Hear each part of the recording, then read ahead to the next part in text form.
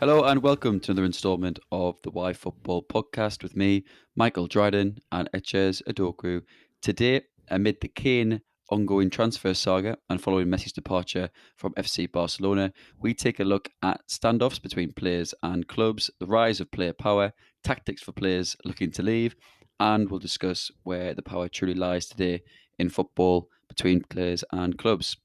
Before we start, please follow us on Twitter at yfootball_ and subscribe with us on Apple Podcasts, Spotify, Acast, and YouTube. Good evening, Ches. How you doing? Pretty miserable, to be honest. Pretty miserable. How come? The season started and there's loads of new season cheer and everyone's partying, doing backflips, doing somersaults, and I'm that kid inside, looking outside and seeing everyone play and feeling depressed and sad. And why is that? Because Arsenal got whacked up on Friday. Yeah, got whacked They up. did. Yeah, they You did. know I what? You mean, know. You know when the year 10s take a football and you're in year 7. That's what happened. That's what happened when Arsenal played. That's what happened. flashbacks to your youth just there. Um, yeah, I mean, we watched it in the pub, and it's one of those that obviously they're a newly promoted team. They had the big occasion around it, and also they're a London club, so the pub was pretty split. So it's a bit annoying when that happens because you just hearing the rest of the pub in raptures as well. And for them, it was just a massive deal. So they were just obviously milking that, and yeah, it wasn't a great showing from Arsenal. It must be said.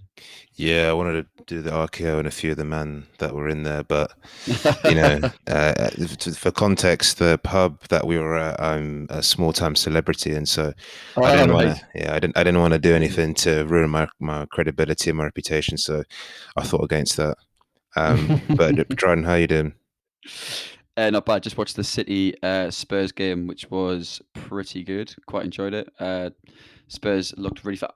Spurs looked really flat at the start, and I thought they're going to do what Arsenal did on Friday, quite similar. Just really not really managed to string any sort of move together. Couldn't keep the ball, but then suddenly after like 20 minutes, they just Spurs just started aggressively pressing City, getting the ball back. City started to falter a bit. Passes were going astray, and the game in the second half, probably the start of the second half, just flipped on its head.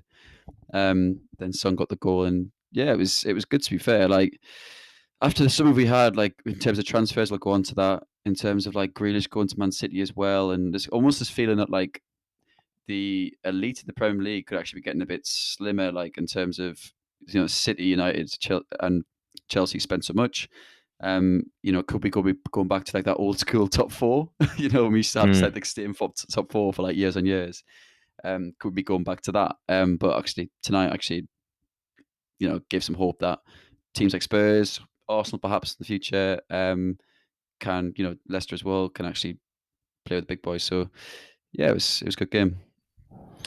Yeah, I think let's just wrap it up there because I don't want to talk about Spurs anymore. What we are going to do throughout this podcast, actually, I'm going to talk about the Harry Kane saga quite a lot because I found that through the dark moments I've been suffering in the past 48 hours, that's been giving me a little bit of joy. So yeah, we're talking about that quite a lot. So kind of what I kind of wanted to talk about today is, we've seen loads of transfers because the silly season, as everyone calls it. We've seen Lukaku's off, Hakimi's off, Inter Milan. There's a couple circling around Martinez as well.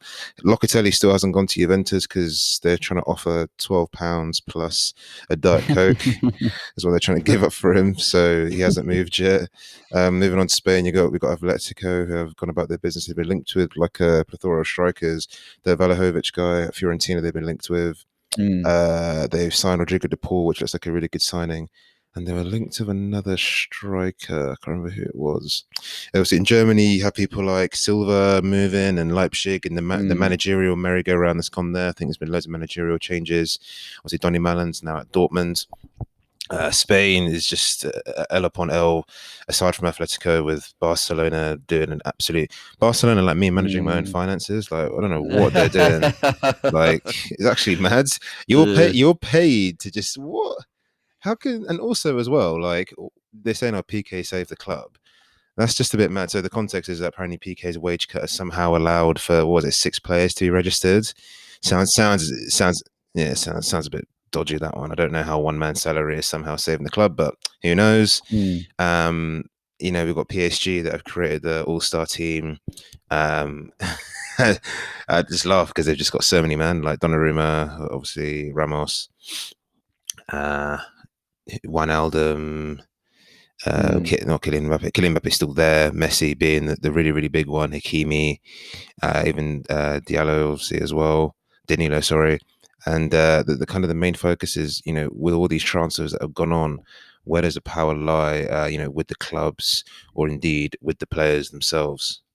There's a number of clubs that have benefited from this COVID situation, others that haven't. Obviously, the likes of Barcelona, a lot of La Liga clubs, a lot of Serie A clubs. I've seen a lot of journalists on Twitter, particularly those covering Serie A, almost talking about how like the Premier League is becoming the Super League, and the reason they're saying that is because obviously Juve were a massive um, component of the, or obviously Agnelli was part of the Super League proposals, and then they came under a lot of fire when it all fell apart, or just generally. And a lot of journals saying that Premier League is becoming the the Super League in itself because all these clubs have got far more financial Mm, clout and are bringing in players. And we've just seen over the last few months, Grealish being transacted, within the league, which is less bad. But then you've got players from the continent. Sancho going to United. You've got Lukaku going to Chelsea last season. We have Havertz and Werner come to Chelsea as well. And so it's this idea that PSG, which is a little club of their own, a little league of their own in terms of finances, but it's this idea that the Premier League is going to start to hoover up more and more players, and actually, is it going to become too? Is the disparity going to become too large between the Premier League and the rest of the continent and their leagues? But COVID has kind of given some clubs that haven't done what Barcelona and Co have done and mismanaged finances, the opportunity to take advantage of like a somewhat deflated like market. There's still big fees getting banded about, but even someone like Jack Grealish, you would have thought might have been in excess of that price prior to COVID. Probably would never have actually been transacted because of that. But actually, we're seeing those moves go through because A, some of those clubs like in Serie A need the cash, like Inter, and B, because of the deflated price, it's actually happening rather than just being a silly amount of money, which arguably it still is. And it's also like the financial fair play suspension, which I don't think it's talked about too much, which started in June and was for 12 months, and so in theory is should be back online. But there's been talk in the press about UEFA moving away from FFP, and I read on Sky Sports around moving towards like a luxury tax. I think it might be in, I don't want to say NBA, but I think one of the American sports use like a luxury tax and also have like obviously salary caps, which are quite common throughout most um, American sports, NHL, for example. So that's all going to be very interesting. But I think that sort of context is really important to kind of note in terms of the market, looking at player power because it depends on the club you're at. Premier League clubs are somewhat unaffected, but if you're Lukaku at Inter, forcing a move is not difficult because they need that cash. Yeah, I think. Sorry to let everyone know as well. Dryden watched the Last Dance documentary about Michael Jordan, so he now knows everything about NBA. So if you want to hit him up for any tips or anything, he's your guy. As well, when we're talking about FFP stuff and how everyone's saying that the Premier League's becoming Super League, which I think is. Do you know which country I have no sympathy for? Uh, Italy. You're going to say Italy because I agree. If what you are going to say is what I think. Yeah, Italy, because they won the Euros, and I actually don't care about the whole league because they won the Euros, and there are too many memes. So now that the Well, whole, mine was actually, I agree with that wholeheartedly. Mine was going to be a more serious point around, and it's hard to compare times, but you remember the turn of the 2000s yeah, when Italian clubs, like the Seven Sisters of Italian football, were spending so much money, yeah, they were, absolutely, and inflating what was the market then, which obviously compared to now is peanuts. But I know none of it is good for the game. And I kind of agree with this idea that the Premier League and any league or any club like PSG should spend loads and loads of money inflating a market, which is going to only hurt the little people. But don't come at all the Italian journalists. Don't come at us or the Premier League for doing what we're doing now. You guys were doing it in the 2000s for yeah, no, years. I completely agree. But the main point really is they won the Euros, and I'm still upset. So, Very true. yeah, I don't really have a sympathy there. So, kind of talking about like where the power kind of lies first. If you start off with clubs themselves, you know what is mad? Like when you speak to a 7-year-old or 8-year-old, and you're talking about, we should never sell Kane because he's loyal at the club. Imagine like, I'm leaving my job, my actual daytime job, because believe it or not, I'm Mm. not a full-time podcaster, even though Ah. you think I would be. Mm. Um, Imagine if my employer was like, "Yeah, you can't leave." I just imagine I walk up one day, like, you know what? I've been here for like 4 years. I've worked really hard for the company. I'd like to leave. It's like, no, your contract's got 3 more years. Just staying. I'll be flipping I'll be flipping tables. Obviously, I get it. It's the whole narrative of that's how football is. I understand that, but it is quite crazy how people can be depressed. Mental health's a big thing. People always say, "Oh, how can you be depressed if you're earning 200 grand a week?" Very easily, because Yeah, yeah, money doesn't really drive happiness like that. So I think yeah. it is quite crazy for a lot of these players to begin with, and it's something we accept, but probably something which should be looked at, which is just how that in a way that's kind of flawed within itself. So with some of the players that we're talking about, Kane in particular, footballers have to adapt to, obviously, but when you're at a club who has a very notorious owner or manager, it can be very hard for you to leave. Daniel Levy's a feared negotiator. Kane's finding out about that now. Modric had a deadline day bid by Chelsea, which was rejected, of like 45 million because he didn't want to sell them to a rival. Ended up Mm, going a year later. Very surprised Walker was signed by another team in the league because he's normally quite against that. And we all know Gareth Bale broke the world record fee. You got Michel Aulas at Lyon as well, has been known to be difficult.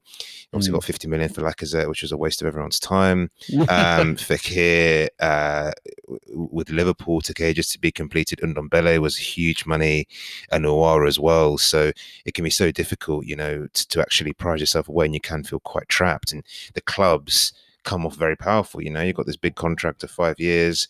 They're like, no, unless if the money's X, but the money's always above your value, because why would you ever sell the player at their value? You obviously want to profit, Mm, right? Someone's worth yeah. 10 million. Why the hell are you going to sell him for 10 million when you don't want to lose him? It's going to be 20, 30, 40, or even 50. When you think of the issues around players like Kane and Zaha, you kind of really see that clubs are, the be all and end all in terms of the power game. But I think what we're beginning to see in the more modern era is how footballers and agents are now having greater say, and they're using a different array of tactics to bring the power scope back Mm, towards them. yeah. So, for example, I'm going to keep referencing Kane because obviously that brings a lot of joy in my miserable life. Um, he's obviously struggling because he's got 3 years left in his deal, right? But and he's opted not to train, which is another tactic which you can adopt. Payet did it at West Ham, Fabregas did it at Arsenal, Ousmane Dembele as well. I would like to point out that Kane didn't refuse to train. He gave some Yeah. wishy-washy statement about how he couldn't go into the details of why he didn't show, even though everyone was expecting him to show. He's obviously not played today. But the problem with not turning up to training is that obviously it can burn bridges with your teammates. It can affect your relationship with staff. What if the move falls through? It's a bit different for Kane, but there have been examples of other ballers where, if the move falls through and you don't really have as good of a season, then what happens? The rumours that happened with Uwa, his move fell through with Arsenal last summer and didn't really was seen as having some off-field issues, and Arsenal have now gone cold in their interest.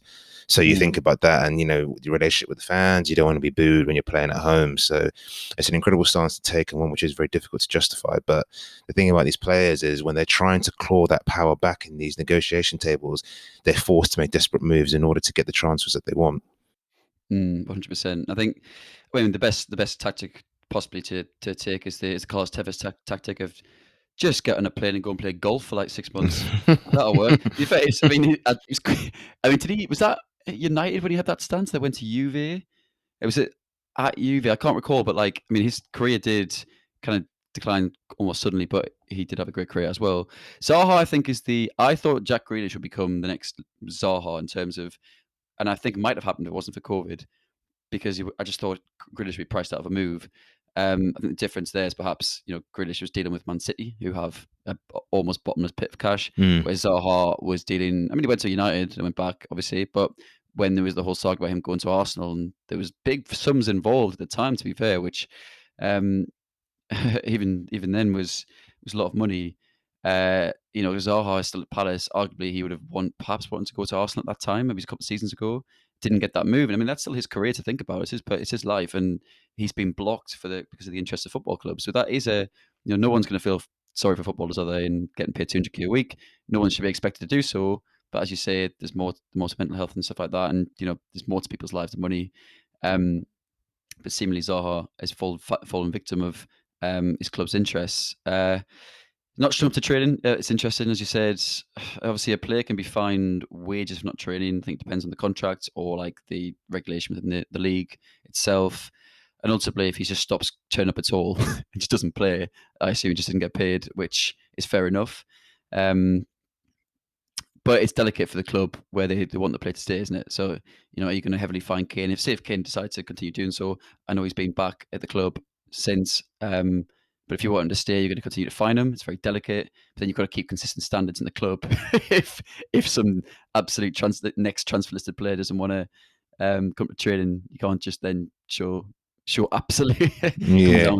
come down with a heavy hand, just even after you've let Kane or someone like that get away with it. Um, but yeah, and your point around the employee kind of things is interesting as well. Like a start, like if um, you know, an employee can freely move, but a footballer cannot. Just freely leave his occupation and move elsewhere. Because it is interesting though. Like players are assets, sportsmen are assets, and they have these contracts that have like time limits on them. And unlike regular employees, like you, I'm not a full time podcaster, but my contract where I work doesn't have an end date.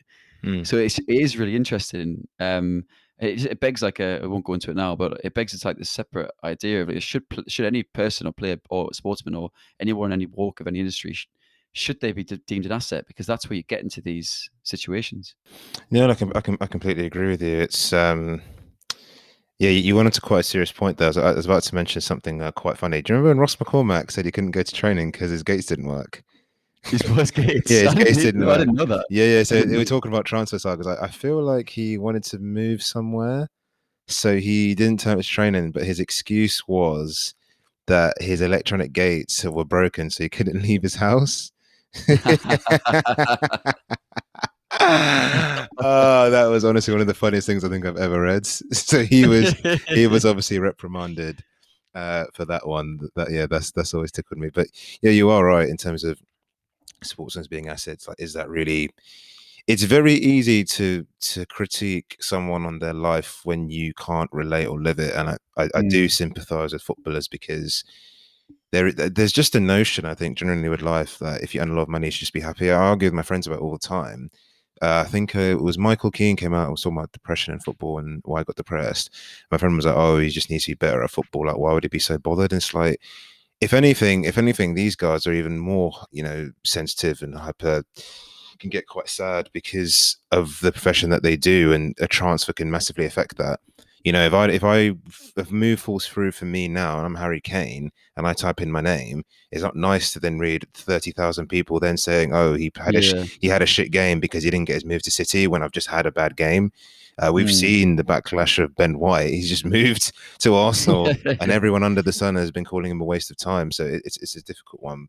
But kind of Yeah, definitely. coming back onto the point of what players can do, I always think that the no training angle is a bit tetchy in terms of whether that's the right option. But the less publicized method, which more and more ballers seem to be doing, is running a deal down. I think Wenger famously said that he reckons more footballers will do Bosmans. Arsenal have been hitting the trend because they seem to let everyone's contract run down. So they're just helping it move along for everyone else. But we've seen arguably the most valuable player in the world, I think, has wound his deal down, and Mbappe. He's now got 1 year left. You've got Pogba and 1 year left, who are Mm. seemingly going to walk for free. You've got Aguero, Gigi, Donnarumma, Messi, Ramos, all in free on big contracts. Hundreds of pros. I can't name all of them that have basically re-signed with months left. I know Bukayo Saka did it at Arsenal. Aubameyang did it at Arsenal. There have been players that are within a year and they sign another 2 year contract because the power is all on them, really. Because Mm. they can start talking to other clubs, or more so it's more of a case of, if you don't pay me X, or if you don't pay me Y, if you don't let me leave to here, then I won't resign. So this asset, we're talking about assets and how valuable they are. You see the money trickle away because that asset that you fought so well to keep and train and look after is going to walk. I mean, obviously, one thing to say is that with these power moves, it is for the very few in the elite game. I'd probably say the top echelons of Premier League. I wouldn't even say all Premier League ballers, because you're not going to get players like Port Vale doing the same thing, because job security becomes massive when you go further down the pyramid. Often the Mm. deals are shorter and the money Yeah. isn't the same. I would even say for a lot of Premier League clubs, really, I think when we're talking about this winding down of contracts, we really are talking about the top stars, really. Like if I go and have an exceptional season, if I'm Dwight McNeil and I have an exceptional season at Burnley, I'd still consider signing a new deal because you don't know at all about what could happen in 3, 4 years' time. Like, yeah, you could say, oh, I could go on to have this big break and a big move, but it's not always the case. I think it's I think this type of method will come through more and more and more because obviously the elite are getting richer. You mentioned earlier about City, Chelsea, and Man United, and these clubs are going to protect their assets at all costs because they know that there are clubs out there that are willing to spend the cash, and even the clubs that don't have the money are still trying to spend the money to try and break the upper echelons. But Mm, with these contracts and with running it down, what tends to happen is it's all tense, really, isn't it? I mean, some players don't say anything, but it's like you said with moving jobs, right? You've been told now this random club out of nowhere, like the Congo for Arsenal, are still interested in you. Oh, fantastic! Then he doesn't move. You'd be mm, heartbroken as a player, and these negotiations can be so tense, and it can cause rifts everywhere. So I definitely see in the future more and more players will opt for this method of running their deals down to get that player back onto them. But on the flip side, we're talking about that mental health thing and how it's important for players. But what the clubs can just say, well, we've looked after the player. It's unfair on us, even though it's harder to defend in clubs because there's such rich institutions themselves. But it's still for them. It's like, well, why should we hold this player, look after him? In some cases, develop him. We've done loads of pods in EPP and stuff like that, and then just lose him for nothing.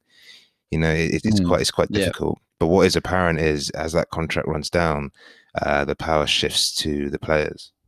yeah, definitely. And that point around McNeil is, I think, very pertinent. Around It's quite easy to look at a player, and it depends how good that player is, as you mentioned. But it's quite easy to look at a player. Like, say, McNeil's a good example because he's young. He's been playing in the 21s for England. He is, one for the future. It's quite easy for someone to say, "Oh yeah, he's gonna be a real good player in 4 years." What happens if he flops? Like, and Mm, that player gets offered a contract that's higher than what he is at what he has now at Burnley, and say it's double his wage. I don't know what he's on now, and it's a 4 or 5 year contract, and he just says, "Oh no, I want this. I'm going to say no. I want a 1 year or 2 year because I want to protect my own interests." What happens if he then flops? What happens as well if he gets like an ACL injury, mm, a career-ending injury, and he's just then has no contract length there? That mm, it's a serious factor. I mean, when Josh Maja left Sunderland to go to Bordeaux, loads of fans were saying because he had like 6 months left in his deal, and the club decided to cash in at like 1.2 million.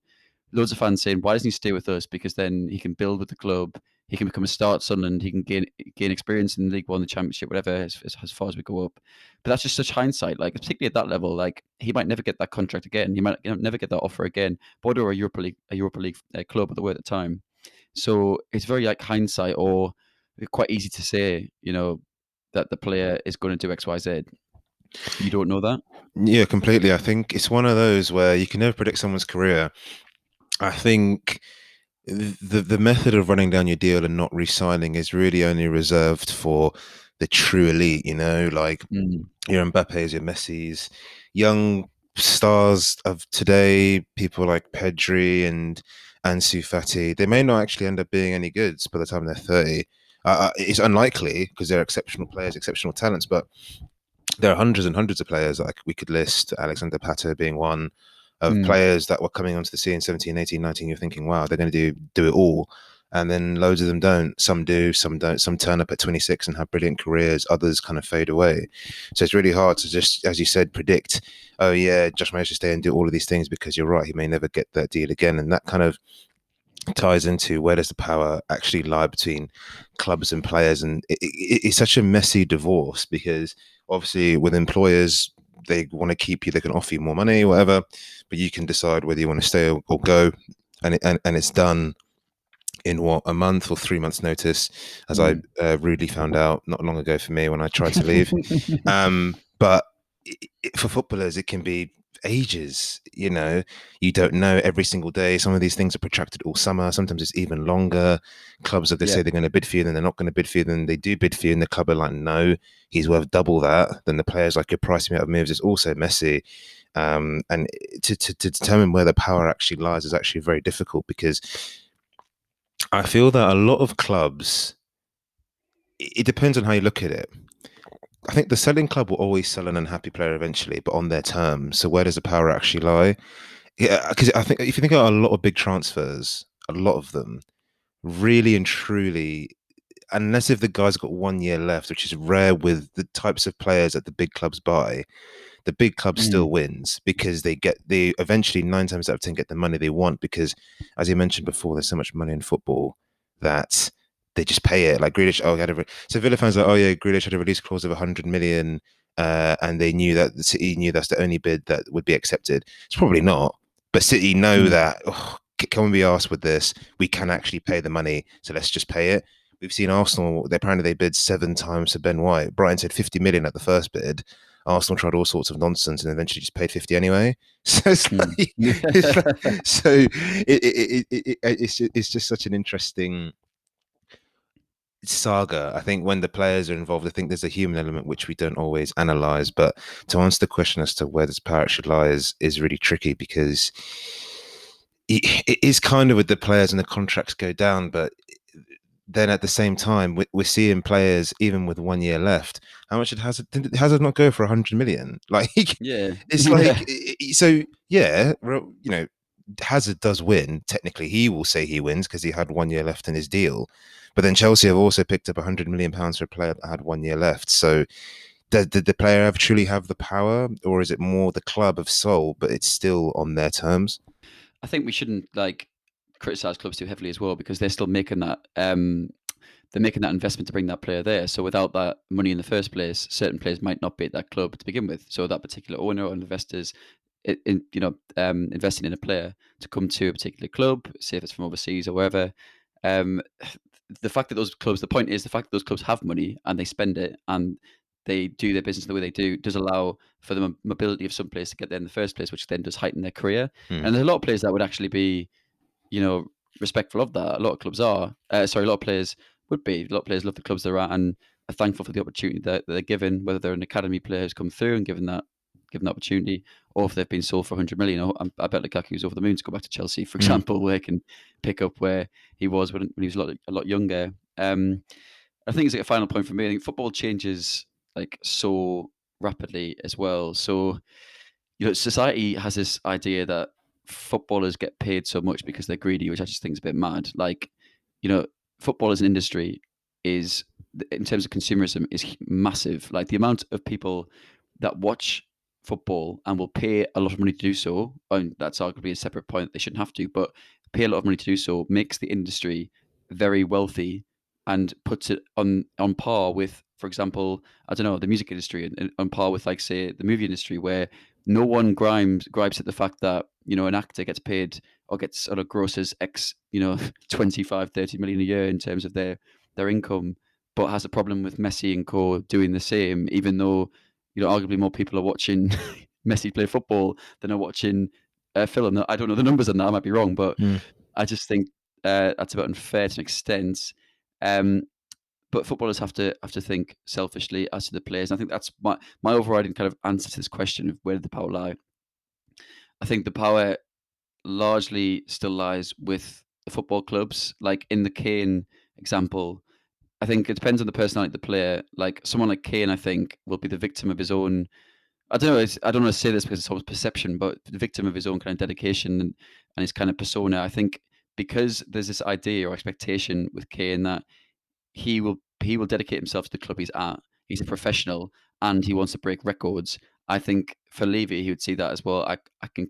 I could possibly keep Kane even if he protests to the highest level, and then he will come back and play for me, and he'll play well, and he'll be dedicated. And so that ultimately, I think that will lead to Harry Kane staying there and Tottenham keeping the player. It's also his age as well. Age is a factor that you've touched on. If Kane was 24, 25, this would be a different conversation. The fact he's 29 next season, this could be, Man City might not want to pay um, this is literally me stealing David Ornstein's point. Mm. But Man City or any suitor might not want to pay 100, 150 million for a 29-year-old kid next season when they can sign a player like Erling Haaland come on the market. And it's not as easy as that, obviously. I've seen loads of people on Twitter say, why don't they sign Haaland instead? It's not that easy. Mm. But it kind of is a point around the age factor. And at the end of the day, each side is self-serving. Spurs are self-serving. They would just, if Kane suddenly became terrible, they'd discard him as quickly as possible to the nearest bidder. They probably wouldn't care about Kane, his mental health and whatnot. And the same with Kane. Kane wants to break records. He wants to have the best career he can have as possible. He wants to earn the most money he can possible. If I take an example, if I say some guy who works for an accountancy or a woman working for an accountancy, if the owner of that business says to him, I know we're not in the same industry, but we just thought we'd match your contract with Messi's contract because you're such a good employee. They're not going to say no, are they? So this idea that footballers are greedy, I just think is nonsense. But Kane still has his own interest at heart, and I think, I don't feel sorry for either parties really. A bit more for the players, but the power is still with the clubs. Yeah, I think that's kind of a good way to end the pod. I don't normally do the outro message, but for all of you that are listening in, if you could just take a moment, in your spare time, maybe in the evening before you go to bed, and just pray for Arsenal, because it's not looking good for me. It's not looking good for all my Arsenal friends out there. I'm getting teased online. I'm getting teased on my phone. I'm getting teased at work. I'm getting teased at home. So you just quick prayer, 5-second prayer. If you don't pray, whatever you want to do, maybe like a good luck or anything, that'd be great, because we've got City and Chelsea next, and I don't know what to do. I don't know what to do, and I don't know where to turn. So thank you. Yeah, I think there's going to be a fair few Ben White transfer out on fantasy football this weekend. That's what I've got to say. But yeah, hopefully he comes through. But yeah, thanks. On that note, thank you all for listening. Thanks, cheers, and yeah, we'll see you next time. Cheers, guys.